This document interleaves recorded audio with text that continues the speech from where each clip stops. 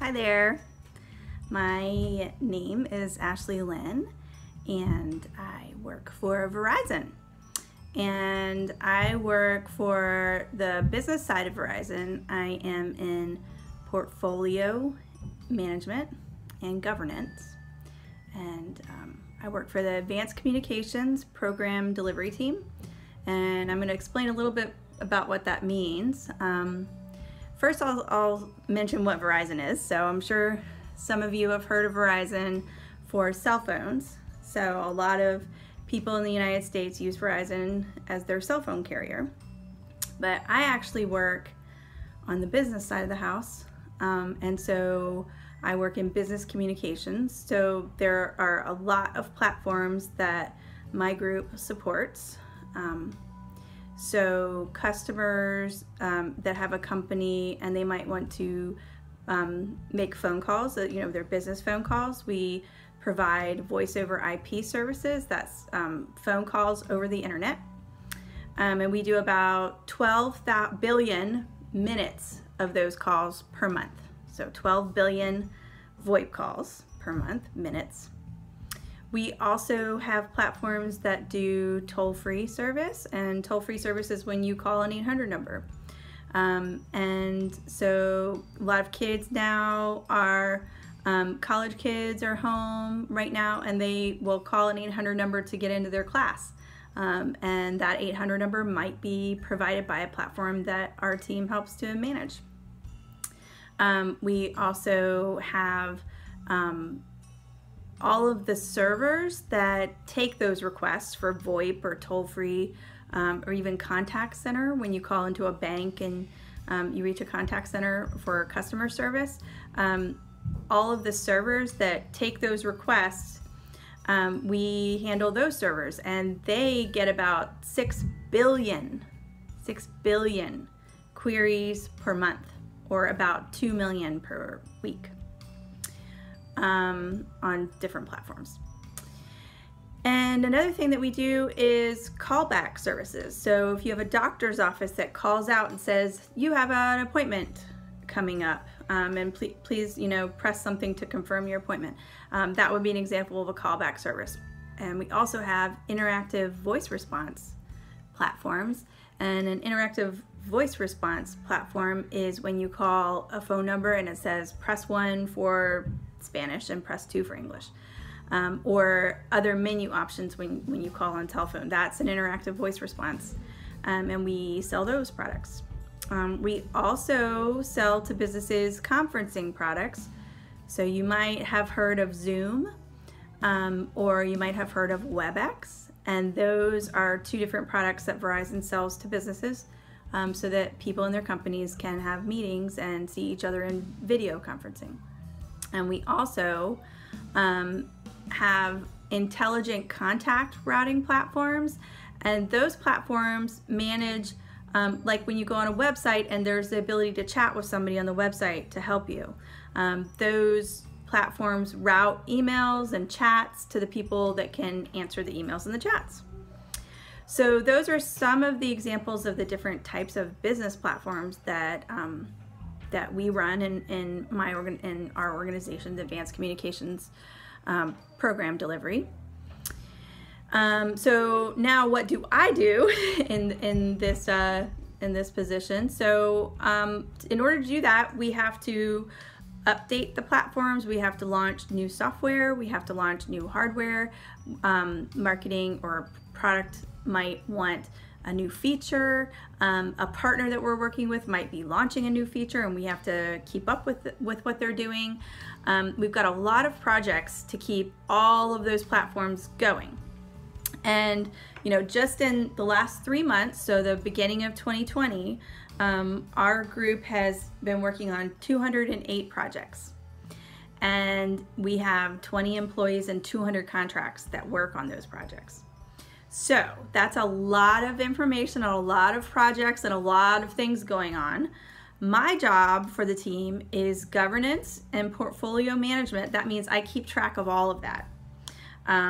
So I keep up with the statuses for all 208 projects, where they are, what phase they're in, if their status is going well, if they're green status, if their status is not going well, they need to replan for some reason, their red status. I keep track of key performance indicators. So key performance indicator is how we're doing. So time to market would be an example. So that's how long it takes from when we start a project until when it's available in the market. That's time to market. I also keep track of metrics like committed launch status. So if all the teams that are going to work on a project together have said, yep, we're ready to go and this is the date we're going to have it, that's committed launch status. So I keep track of all of those different types of metrics. I also keep track of the priorities for those 208 projects. So sometimes the projects need the same people or the same resources or the same teams to work on them, and I help those teams decide which one is more important to work on first. So I track and communicate the priorities across the different teams for what we're gonna work first. So if there's some bit of information, there's a new vulnerability in a particular piece of software, and we have to fix it across all of our platforms, then I would be the one to say, everyone, there's a new security vulnerability that we need to care for, and we need to open all these projects, and we need to prioritize them as a high priority so that we can keep all of our platforms safe and secure. So I keep track of priorities. I also keep track of the project roadmap. So all those 208 projects go onto a roadmap for the year, so that we can communicate with all the other teams of Verizon that need to know what's coming and when, and so that they know what's going on. So I keep that roadmap. And I also work with all of the program managers that are launching the products to make sure that they know how to onboard a project. That means they know how to start a project, and they know how to get resources to work on the project, and they know what reporting and other things that they need to care for to communicate about their project to executives and to other groups in the business. So I handle that. It's called project onboarding processes, and I train and document those processes and make sure everybody knows what's going on and what they have to do in any given week. The other thing that I do is I manage the contract that governs the work of all of those contractors. So there's about 200 contractors under the contract, and I help with the revisions, writing revisions to the contract and submitting to a group called Sourcing, who cares for contracts with vendors, to make sure that our contract is up to date. And I also work with security and with legal and regulatory to make sure that all of the teams that don't work in the United States have the right approvals for doing the work that they're doing, and make sure that everything is cared for on the legal side of the house and the regulatory side of the house. So that's what portfolio management and governance is. It's kind of a lot of things. And so my days are always different. I'm always doing something different every day, and I'm keeping track of a lot of information and consolidating it down and reporting it out to either executives or other people on the team to make sure everyone knows what's going on with all 200 something people and all 200 something projects that we're doing in any given time. So the next question I'm going to answer is what sort of education I had to have. So I went to college. I got a bachelor's degree, and then I worked for a while as a consultant, and then I went back and got my master's degree. So I got a graduate degree in Master's in Business Administration, and I graduated with that. It's called an MBA in the year 2002. Since then, I've done a couple of other training type update opportunities for my skills. So one of them is the project management certification. It's called a PMP. It's a project management professional. And then also in project management, there's a particular way of doing business called Agile. It's a way that groups decide to work together to finish a project. And the person that runs an Agile team is called a Scrum Master in some versions of Agile. And so I've been Scrum Master certified. So that's another certification that I've done. So not everyone in portfolio and governance has done all of those things.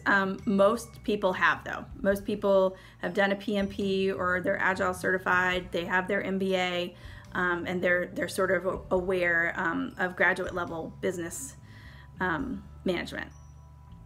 And let's see, the next question that I'm supposed to answer is, how is Verizon responding to the COVID-19 crisis?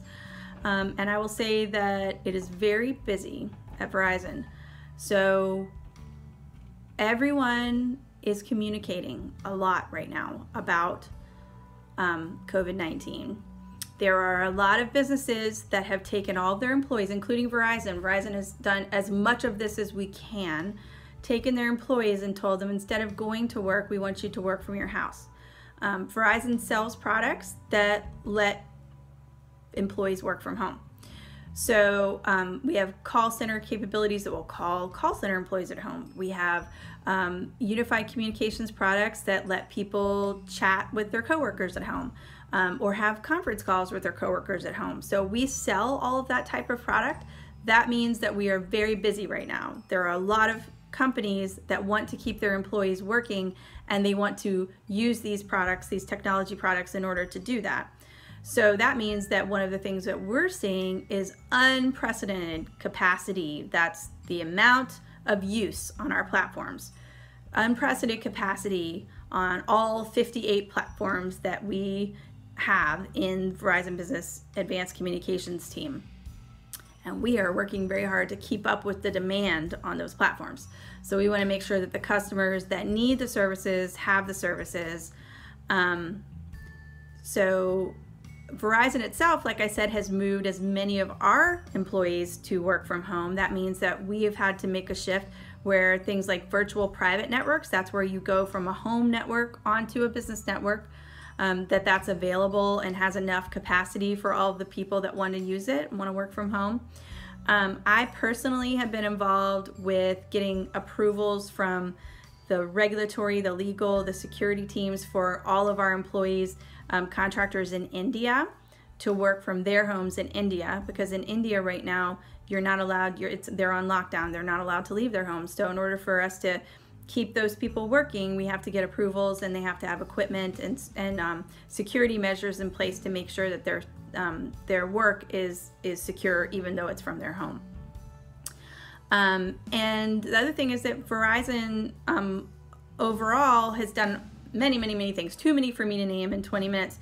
But one of the things is we've closed down a lot of our stores for mobile service, and we've limited the ones that are open to just appointment only. And we're trying to keep our employees safe and the customers that need to come in for services safe. So that's one of the things that, or some of the things that Verizon has done as a result of COVID-19. It's very busy. Next question I'm supposed to answer is, how many people work on my team and where are they located? So I've kind of answered this. We have about 200 to 250 employees, somewhere in that range, between full-time employees and contractor employees that work all over the world. All over the world. And we also work with other teams within Verizon who also work all over the world. So I have coworkers in India, I have coworkers in Colorado, in Oregon, in Virginia, I have coworkers in the Netherlands, in the UK, I have coworkers in Germany, really all over the world. And we keep in touch a variety of different ways. We used a chat product called Jabber right now to chat with each other and ask questions and touch base. We use email, we use Gmail to send work emails to each other. And we also use our own conferencing products. So we use WebEx and Zoom and Google Hangouts to have video calls with each other and have meetings, video meetings. Let's see, we're truly a global company. Okay, what do I wear to work? What I'm wearing now. I wear a nice top and I wear jeans. Nice jeans, so not holey jeans, not trendy jeans, sort of dark colored nice jeans, and some nice boots or nice shoes. That's generally what I wear. At Verizon, we're not so concerned about what people are wearing. We're more concerned about the work they're doing, the great work they're doing for customers, and how well they're working as a team. And you don't have to be a good team member just from what you wear. So that doesn't make you a good team member. So way more concerned with the quality of the work and the quality of your relationships you have than with what you're wearing. So yeah, I wear a nice top and jeans. Let's see, next question is a typical work day. So my typical work day starts at 8:30, around 8:30 when my kids go to school, and it ends around 6:30. It can end a little bit earlier at 6, or a little bit later at 7 some days. When I worked in project management, sometimes I would have even more different hours than that. I would sometimes have to be up very early in the morning at 7 or 8 to speak with coworkers in Europe, or sometimes I would have to stay up very late and work at 10 or 11 at night to speak with coworkers in Asia. So it really depended on the project that I was working on, the product that I was working on, what regions we needed to launch it in, where the workers were that were doing that work. But for now, most of my work is between 8:30 and 6:30. I spend a lot of time in Excel and PowerPoint, and also in a project management piece of software from Microsoft called Team Foundation Server, and that's what I use. I do a lot of queries of Team Foundation Server to keep track of all those 200 projects that we have going at any given time. We also use Jira, which is for agile projects, that product development. You put your requirements into this software application called Jira, and then you track the states that your requirements are in as they go through the process. So we use those tools. And I've sort of mentioned also the Jabber and the Gmail and the WebEx. I am on WebEx and VoIP calls a lot of the day. I talk to a lot of different teams every day. So we have status meetings, we have governance meetings, we have priority meetings. So I have a meeting where we talk about those priorities that I mentioned. I have meetings with other teams where we tell them what the priorities are. I have training meetings. I have meetings for launch approvals. So where we say, yep, everyone agrees this thing is ready to go to customers. So I have launch meetings. I have lots and lots of different meetings. I have staff meetings, team meeting. So yeah, we talk a lot on the phone and make sure that all the different groups that we work with know what's going on and have the latest information. So a lot of phone calls, a lot of Excel, a lot of PowerPoint. Let's see. I do work from my home mostly. I do go into my office is about an hour and a half from where I live. And I do go in there if we have executives in town for meetings, or we're doing what's called a JAD, where you're gonna design something together with a bunch of people that come into town, or sometimes for roadmap meetings where we all talk about what's coming up, what the plan is, what the priorities are. So I will drive in for those type of things, also for training. Sometimes we have large all hands where everyone comes out into this large hallway and we have a big meeting, and so I'll drive in for those as well. But other than that, I mostly work out of my house. Right now with COVID-19, I'm working not as much as 8:30 to 6:30 because my kids are all at home, and so we have to do their schoolwork. So we're doing homeschool for a portion of the day, feeding them lunch and doing that kind of thing. So I'm not working the full 8:30 to 6:30 right now during the COVID crisis.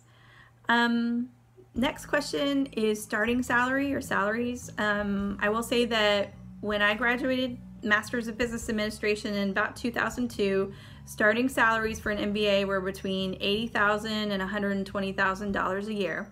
It's a very good way to earn a living. If you're interested in business, an MBA is one way that you can, increase your marketability and your salary. So to get an MBA, like I said, you have to go to a 4-year college, and then after the 4-year college, you have to work for 2 to 5 years and get experience, and then you can apply for an MBA. And then the MBA program, the graduate school program, is about 2 years, and there's a summer internship in the middle of the 2 years that you complete. So it's a decent amount of schooling. It's not as much as a doctor, it's not as much as a veterinarian, but it's similar to other professions that require a master's degree. Okay, I am at 20 minutes, but I guess I'll do my last question is, have I ever feel discouraged? So this is how I'll wrap it up. I will say yes. I have worked for Verizon since 2003, and in that time I have felt discouraged, I felt stressed out, I felt not great sometimes. That happens. So I've had a manager who I didn't really get along with, who took my idea and got himself a promotion.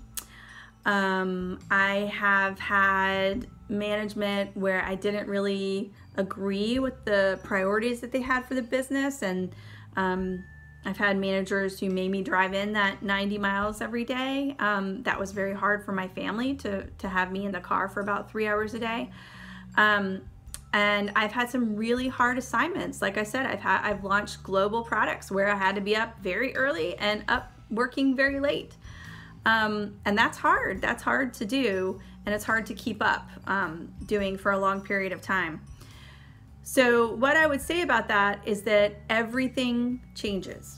So if you're in a job and you think this is how it's going to be forever, I'm going to have the same boss, I'm going to have the same projects, I'm never going to have a schedule that works for me, just know that everything changes. Everything. So right now I have the greatest boss. I love our executives. They are treating everyone so well during the COVID-19 crisis, and they really care about us, and I feel like my priorities are aligned with the company and with my manager, and I'm having a great time. There have been other times in my career where it's just been amazing. I love the team I'm working with. I love the project I'm working on. Everything is going just right. So it goes up and down, and that's normal, totally normal. So stick it out, don't give up. You know, the manager that I'm working for now, he saw me, he got exposure to me from 2 different projects that I was working on when I was in the product group. Now I'm in the network group, so I'm not even in the same group anymore, but he was exposed to my work from those interactions, and he hired me because of that. So you never know who you're impressing. You never know what situation you might find yourself in next, so just do your best work and know that no matter what situation you're in, it definitely will change. There is no avoiding change. So, you know, stay on for the ride, see how it goes, and I wish you all the best, and I hope you guys have learned a little bit about portfolio management and governance. It's a little tricky. I'm sure it's not something you were aware was going on, but yeah, in these big companies, you need to have somebody that's keeping track of everything. So that's my job. And I hope you all have a great day. I'm going to cut off the video now.